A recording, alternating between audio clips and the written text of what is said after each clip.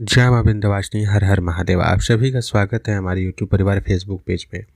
भगवती सरस्वती की उपासना प्रत्येक व्यक्ति को अपने जीवन में विद्या बुद्धि मेधा प्रज्ञा की प्राप्ति के लिए करना अत्यंत अनिवार्य होता है।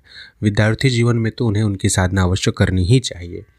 अगर किसी भी प्रकार का व्यवधान शिक्षा संबंधित कार्य में हो रहा है तो साथ ही आप सभी को यह बात की जानकारी अवश्य होनी चाहिए कि नवग्रहों में राहु के प्रकोप को दूर करने में, राहु का दुष्प्रभाव जो शरीर पे जीवन में पड़ता है उसको दूर करने में भगवती सरस्वती के मंत्र अत्यंत ही कार्यशाली होते हैं, क्रियाशील होते हैं, बहुत तीव्रता के साथ प्रभाव देते हैं। तो राहु का जीवन में कभी दुष्प्रभाव पड़ रहा हो उस समय भी आपको भगवती सरस्वती की शरणागति लेनी चाहिए, उनके मंत्रों का जप करना चाहिए। और कहीं न कहीं राहु अज्ञानता और भ्रम का प्रतीक है, उसके ऊपर विजय प्राप्त करने में भगवती सरस्वती ही मस्तिष्क में बुद्धि प्रदान करके आपको उसके योग्य बनाती है। तो इसलिए भी आपको भगवती सरस्वती की साधना उपासना अवश्य ही करने चाहिए। वर्ग कोई भी हो, भगवती सरस्वती की उपासना सभी कोई को करना ही चाहिए। आज जो विधान आप सभी के समक्ष रख रहे हैं, इसे कोई भी स्त्री पुरुष किसी भी अवस्था में, किसी भी काल में इनका जप कर सकता है। विशेष करके विद्यार्थियों को तो प्रतिदिन 1 माला, 5 माला, 11 माला यथाशक्ति सामर्थ्य जप करना चाहिए। देखिए, आज के समय में प्रत्येक विद्यार्थी का जो है यज्ञोपवीत संस्कार इत्यादि नहीं हो रहा है। तो यज्ञोपवीत संस्कार नहीं होने के कारण गायत्री जप प्रत्येक व्यक्ति नहीं कर सकते हैं। बच्चे जो हैं वो भी गायत्री से विमुख रहते हैं। ऐसी अवस्था में जो व्यक्ति, जो माता पिता चाहते हों कि हाँ उनके बच्चे जो हैं सनातन मार्ग पे चढ़ें और उनको विद्या बुद्धि की अच्छे से प्राप्ति हो, प्रखरता हो, उनके ज्ञान में वृद्धि हो, शिक्षा के क्षेत्र में अच्छे प्रकार से वो आगे बढ़ पाएँ और अच्छी शिक्षा को हासिल कर पाएँ, उसके लिए उन्हें भगवती सरस्वती के अष्टाक्षरी मंत्र का जप अपने बच्चों को सिखाना चाहिए, उनसे करवाना चाहिए। इस मंत्र के जप करने के लिए किसी भी विनियोग और न्यास की भी आवश्यकता नहीं है। सामान्यतः आज जो है कॉमन विधान यह सभी के लिए दिया जा रहा है ताकि कोई भी इसे कर सके। बृहद प्रक्रियाओं को देख करके लोग जो है करने से मना कर देते हैं, कितना कौन करेगा। तो इसलिए बिल्कुल सामान्य विधान है, ना ही किसी विनियोग और न्यास इत्यादि की आवश्यकता है, न ही किसी भी विशेष प्रकार की इसमें आपको कोई नियम पालन करने की आवश्यकता है। सिर्फ और सिर्फ इसमें आपको एक स्फटिक की माला की आवश्यकता पड़ेगी। स्फटिक का भी सही माला होना चाहिए। सही माला एक स्फटिक का लेके उसकी प्राण प्रतिष्ठा जो है कर लीजिए। विधि विधान चैनल पे बताया गया है। प्राण प्रतिष्ठा करके पीले रंग के गोमुख में उसको स्थापित करें तथा प्रतिदिन, ऐसे तो इसको आप किसी भी महीने की पंचमी तिथि या पूर्णिमा तिथि से इस विधान को आरंभ करवा सकते हैं अपने बच्चे से, या कर सकते हैं आप, या फिर जब कभी भी सरस्वती पूजा पड़ रहा हो, वसंत पंचमी का दिन हो, उस दिन से इस साधना का आरंभ करना चाहिए।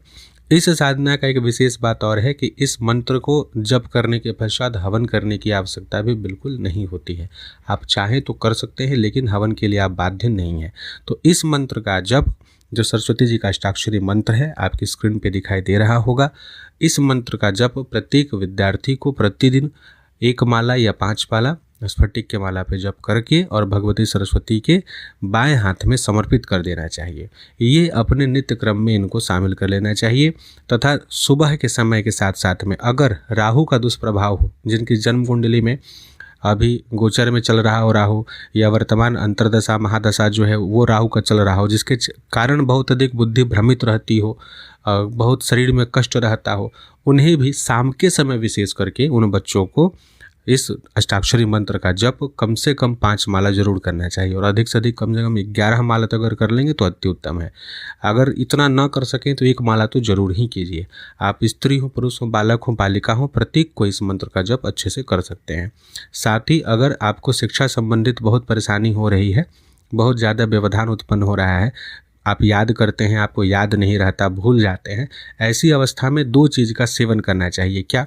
आपको मधु ला करके रखना चाहिए। मधु को भोग में रोज़ लगा करके भगवती सरस्वती के समक्ष एक छोटी सी चांदी की जो कटोरी होती है उसमें मधु भर करके भोग लगाइए और इस मंत्र का जप करने के पश्चात उस मधु को पानी में मिला करके खाली पेट ही पी जाइए पूजा करने के पश्चात।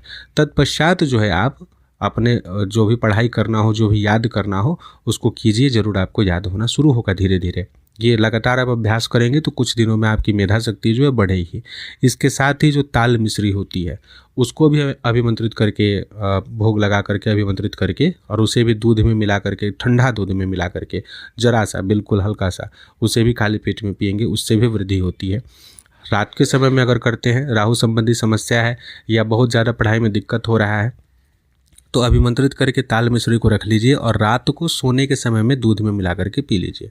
आपको शीघ्र ही लगभग 15-20 दिन तक यह अभ्यास करते रहेंगे अगर, तो इस मंत्र से चूँकि अभिमंत्रित होकर के उस विशेष जो द्रव्य है उसके गुण में वृद्धि हो जाएगी और वो अपना सही से प्रभाव दिखा पाएगा, जिसके लिए आप यह कर रहे हैं। तो यह भी आप कार्य कर सकते हैं। अपने बच्चों के लिए आप ये स्वयं भी कर सकते हैं अगर बच्चे करने में सक्षम ना हो तो। लेकिन अगर बच्चे बड़े हो चुके हैं, 12-13 साल के हो चुके हैं, तो उनको अभ्यास कराना शुरू करवा दीजिए। बचपन से अगर आप यह अभ्यास उनके साथ रखेंगे तो उनको आगे चल करके फिर कठिनाई कम होगी। तो उनके हाथ से अगर होगा तो ज़्यादा प्रभाव भी देगा। तो इस विधि विधान को आप अपने बच्चों के जीवन में सदैव के लिए उतार दीजिए। भगवती सरस्वती की कृपा जब होगी तो आगे चल करके उनकी मेधा शक्ति में कभी कमी नहीं आएगी और सही प्रकार से वे अपने जीवन के लक्ष्य को प्राप्त कर सकेंगे। जय मां विंध्यवासिनी। हर हर महादेव।